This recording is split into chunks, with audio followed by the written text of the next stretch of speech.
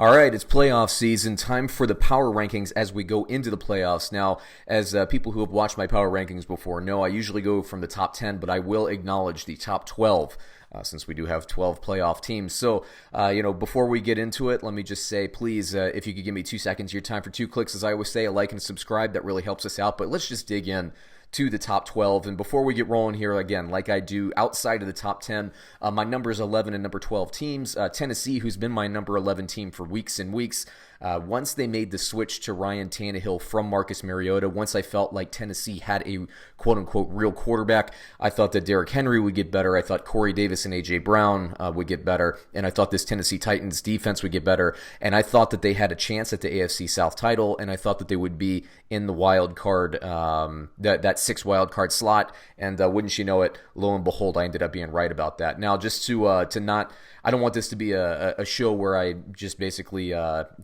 wax poetically about my virtues. I will remind everybody that I was dead wrong on the Buffalo Bills this season. So, you take the good with the bad, right? So Tennessee's number 11. According to Bovada, they're at plus 4,500 to win the Super Bowl. I think that's okay value. They draw New England. We're going to get into the playoff matchups a lot more as we progress throughout the week. I'm going to be taking deep dives into all this game, so stay tuned there. This isn't the playoff analysis week. Number 12 on my list, the Philadelphia Eagles. This is the first time I've even acknowledged the NFC East in about 2 months. Philadelphia 9-7, good for them. What I will say is I'm very impressed that Doug Peterson was able to get any kind of offense going with their basically Alshon Jeffrey out.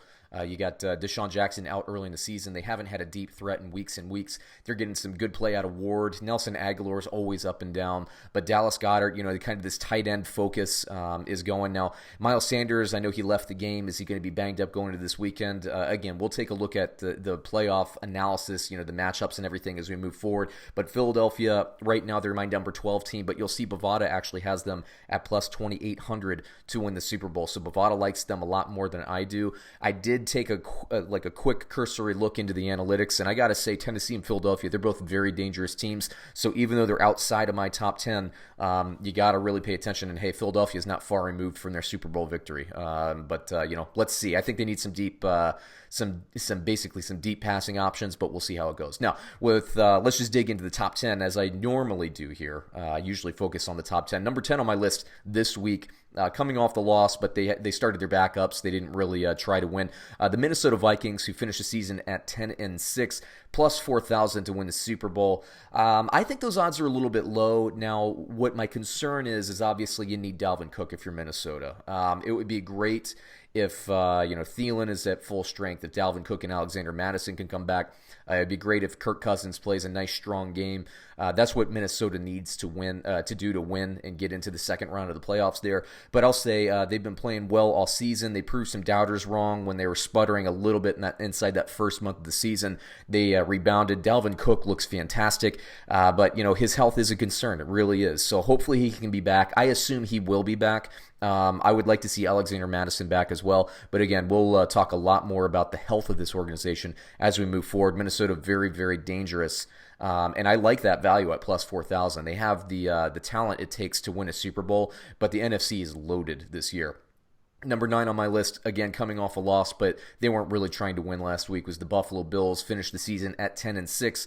According to Bovada, they're at plus 5,000 to win the Super Bowl. Here's the thing. I actually think that they're set up well in the offseason. And again, we're going to talk about offseason when the offseason comes. But let me just say, Josh Allen, I like him, but he is not ready to win a Super Bowl this season. I think that he definitely exceeded my expectations this year, so I definitely have a lot of respect for him. I have a ton of respect for what Coach McDermott has done with this team. Beasley is starting to come along. I've liked Devin Singletary all season long. Frank Gore is doing his thing. They just have a very good, solid, sound team, and their defense does not give up a lot of points. So they're going to be in a lot of games. But what we've seen to close out the season is, when they played Baltimore, when they played New England, close to the end of the season, when they could have been a fixture even at the upper echelon within the playoff seedings there, Josh Allen just couldn't get it done at the end of the game. They had opportunities and he couldn't get it done. And I think that's indicative of a younger quarterback, and that is why I don't love it. I think there's going to be some close games, but once playoff pressure gets ratcheted up, things change a little bit. We'll see how it goes for Buffalo. I like Buffalo. I like this team. I love this defense. But, given that he's going to be playing some really talented offenses, on the other side of the ball. I think it's going to be tough for Buffalo, but again, they're going to be dangerous every single week. And once again, Bovada has them at plus 5,000 to win the Super Bowl. Number 8 on my list is the Houston Texans. Again, they kind of called off the dogs there. Deshaun Watson didn't play. They didn't really try to win. I like Houston, and Bovada has them at plus 4,000 to win the Super Bowl. I actually think Houston is the most dangerous of these kind of lower 10 teams. I think Deshaun Watson, obviously he's a winner. He's won at all levels, of his football career until he got to the NFL. He's a team that he's a guy who can get it. They get Watt back. They still have a pretty solid running game, very very good running game, especially within the AC in terms of ranking. You have DeAndre Hopkins, who's very strong. Darren Fells has had a nice year at tight end. The problem is, and I've been saying this for weeks, it's been an unpopular opinion, but it is something that is completely measurable statistically. When Will Fuller plays, this is a different team. When they've lost, and they've lost bad, these are the games that Will Fuller's not in there. And so when casual fans are like, Will Fuller doesn't matter, I'm telling you, if you watch the games, you see what kind of impact his vertical ability for the Houston Texans has on this offense. Once you can stretch the field, it loosens things up for the running game. It loosens things up over this, in seam routes for the tight ends, and most importantly, it loosens things up for DeAndre Hopkins. He can produce against anybody, but he can produce even more when he's drawing single coverage instead of double or triple coverage. So Houston, I think, needs Will Fuller in the playoffs to make a run, and if they have them, I think that they can make a run. But for now, I'm not really sure if Will Fuller is going to play. I'm going to wait until later in the week to make this analysis for the Houston versus Buffalo game. Going to be a very interesting one there. But yeah, Houston at plus 4,000 is my number 8 team. Number 7 on my list right now is the Seattle Seahawks. Finished the season 11-4 after the loss to the San Francisco 49ers. They're at plus 28. I'm sorry, they finished 11-5. That's my bad. They finished at plus 2,800 according to Bovada to win the Super Bowl. Now, I like Seattle, but when I look at the analytics, and specifically kind of the bettors analytics, their margin of victory and their yards per play margin is frighteningly small. It is an anomaly, and I say it's a testament to how good and just insanely talented Russell Wilson is at working the pocket and getting out and extending drives. I feel like if Seattle had anybody else at quarterback, they could have very easily had the inverse record. I mean, the margins are that thin. Russell Wilson is the difference in this team. I did like what I saw from Marshawn Lynch in Week 17. Homer did fine. I like this. I really do like this team, but they give up a lot of points, and their margin of victory over the course of a season, I think, is less than a point. That's odd. I mean, it really is odd for a team with a record as good as Seattle's. But good for Seattle. I think they're a dangerous team. That Philadelphia matchup's going to be a lot of fun to watch. I mean, and certainly if they win that game and they somehow match up against San Francisco in the second round of the playoffs, that's going to be a nightmare scenario for the San Francisco 49ers. Not to say any team in this NFC is East. Like I said, they are loaded. Number 6 on my list, the Green Bay Packers finished at 13-3, playoff bye. Now, I know Green Bay Packers fans are not going to be happy with this ranking, given that the New Orleans Saints obviously are going to be ranked ahead of them, and they're lower ranked in the NFC as it stands. But the Green Bay Packers, Bovada has them at plus 1,000 to win the Super Bowl. I still continue to be concerned about their lack of receiving threat on the other side of Devontae Adams. Now, their running game is fantastic. Aaron Rodgers, I know people like, for instance, Colin Howard will be down on him and talk about his stats. I don't buy that. What I do buy is that the receivers aren't creating separation outside of Devontae Adams, and that's a problem. That's something that needs to be addressed in the offseason, but it's not going to be addressed in the playoffs. I think Green Bay, it would not shock me if they lose at home in the second round of the playoffs. Then again, honestly, it wouldn't shock me if they win the NFC. It really wouldn't. I think they're a talented team. Any team, I think, inside the top 8 could really win the Super Bowl here. I really believe that. Maybe even Minnesota, too, who's ranked 10th at the moment. There's a lot of talent, and I think this field is pretty wide open, but I do think there is cream at the top there. Let's move to number 5 on my list. It's the New England Patriots. Finished their season at 13, and actually it might have been 12-4. I might have a typo there, but they're at plus 1,000 to win the Super Bowl according to Bovada.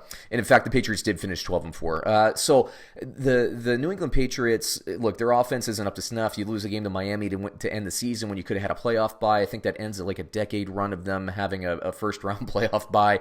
I think New England needed that extra week. Now, Bill Belichick, he's famously known for being just a tactical genius, especially when he has an extra week to prepare. Interestingly enough, He's also fantastic when he plays a quarterback for the second time, but I don't believe that they've played Tennessee. This is probably the worst matchup they could have had in the first round of the playoffs as well. It's going to be interesting. I don't think Tennessee's a pushover. I don't think it's a given that Tennessee's going to lose that game. I know a lot of people will assume so because of the pedigree in New England.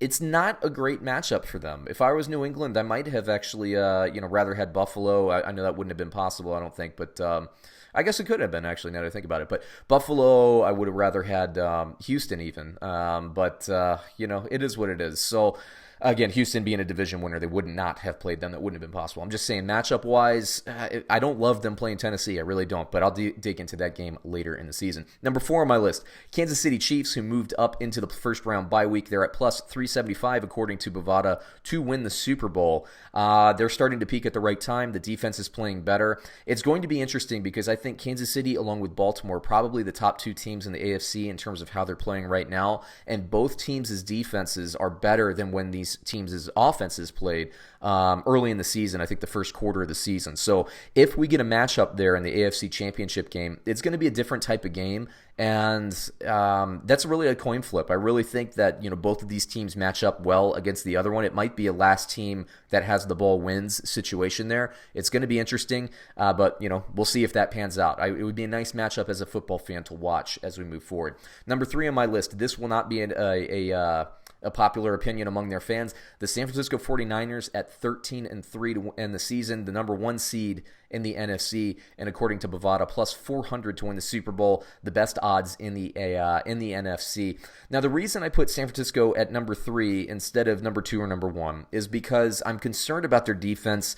They played Seattle, who was on their 4th or 5th string running back. Now, it's a division game, so I don't freak out about that, but we did see New Orleans put up a lot of points, although they put up a lot of points against everybody. We saw Atlanta give them problems with Richard Sherman. I think he was actually even back in the lineup. I'm not 100% on that, or if that was one of the games he missed or something like that, but either way, San Francisco is giving up more points at the end of the season. It seems like there are a little bit of cracks there. However, this offense is very, very talented. And again, we're really splitting hairs up there. So if you're a San Francisco 49ers fan, tell me why that they're better, than the top 2 teams that I'm going to list there. And I won't even argue that strongly against you. Like I said, you can make an argument for any of these teams, really, in my opinion, to be higher. Number 2 on my list is New Orleans Saints. Now, they lost to San Francisco a couple of weeks ago. We're in playoff season now. I'm going to forget that. And let's be real about this. If New Orleans had the ball last in that game, they probably would have scored and won the game. So that was a coin flip. Kudos to San Francisco for winning that game against New Orleans on the road. New Orleans, by the way, is plus 600 according to Bovada to win the Super Bowl. New Orleans right now, I think, is peaking at the right time. I think they're probably the strongest in the NFC entering the playoffs. Now, I have concerns about their secondary wide receiver, but when you have Drew Brees throwing about 99%, in terms of completion percentage, not really, but he's over 70, 75 again. It's just nuts what he's doing there. I like New Orleans. They're going to give San Francisco fits. That's going to be a competitive game if we get that as a rematch in the NFC Championship, which, again, as a football fan, that would be a fantastic game to watch. The playoff matchups this year are just as good as I can remember seeing them as a football fan. They're going to be fantastic. But, yeah, New Orleans, San Francisco, to me, that's a coin flip. You can almost say 2A and 2B there, in my opinion. But I just think New Orleans is playing better at the end of the season, but we'll see if that translates into the playoffs. Number 1 on my list for the umpteenth week in a row. We might be at 10 weeks in a row, seriously, here. The Baltimore Ravens finished season 14-2. Their backup squad, plus 220 to win the Super Bowl, by the way. Their backup squad beat Pittsburgh, who needed that win to win to get into the playoffs. Let me say this. I'm in a pick'em contest against the spread, and I went heavy on the Baltimore Ravens. I don't care if they were playing their B squad. I knew RG3 was good enough to get it done. I knew Gus Edwards was good enough to get it done. And yeah, I bet that, and they were getting 2 points. Come on, guys. They were getting 2 points. I don't care. That team is so good they can play their B squad and still win. Baltimore, yeah, I like what they're doing. They don't have a lot of weakness there. You can make the argument that if, you can force Lamar Jackson to be a passer, maybe he can't stand in the pocket and deliver 400 yards of passing and 6 touchdowns. But what we've seen is about 150 yards of passing and 5 touchdowns. The fact of the matter is the style of offense that Baltimore plays and the style of offensive scheme that Greg Roman runs, I knew, and Brad and I in the Get Paid podcast, we talked about, look, this is going to be a successful team. Did I think they'd be 14-2? No. I thought they were going to be a wild card team. Once Ben Roethlisberger went down with injury, I thought that they would win the division, but I did not see 14-2 coming. I did not see Lamar Jackson having as great of a season as he has had. Let me just be real about that. But I did think they were going to be good. They're a lot better than I thought. And once they made that Marcus Peters trade in the middle of the season there, that defense has been playing better and better and better. I talked about Kansas City peaking at the right time. Baltimore, I thought, started their peak a lot earlier, but they're still at peak. And they might even be getting incrementally better still on the defensive and offensive side of the ball. This is just going to be a great playoff stretch. But that takes me through my power rankings. I know there's some polarizing rankings on here. Now that we're in the playoffs, I'm trying to focus on, who's the strongest squad going into the playoffs as opposed to what have they done in the past. So this is how I see it today. I'm going to probably go next week as we get in there. I'm probably going to do like the top 8 power rankings once we're down to 8 teams, and we'll go from there. But I'd be curious to get your opinion. I know not everybody's going to agree with me. I know some people are going to be pissed off about me. Leave a comment. Let me know what you agree or disagree with. If you think your team should be higher, let me know why. Give me an argument instead of telling me I'm an idiot. If you tell me I'm an idiot, I'm just going to ignore it. There's no point in doing it because I don't care, as I always say. But if you leave a comment with some thought, I'd love to have the discussion with you. Let's make this interactive. We'll definitely be back with some more power rankings. I'm going to be getting into definitely the playoff matchups, the game plans as we move forward throughout the week. This is a full week for Underdog TV NFL analysis, and then we're going to be doing the offseason stuff too as we get more into it. I know the Redskins are already trying to hire Ron Rivera as of the time of this recording. There are some other moves going on. Who's Cleveland going to hire at the head coach position? So we'll get into that. We'll get into some more 2020 fantasy football. We'll get into some more daily fantasy playoff football as well. So yeah, check back to the network. We're back. The holiday hangover is over. We're back with a full week this week. So check us out daily. We will have new content. Thanks, everyone.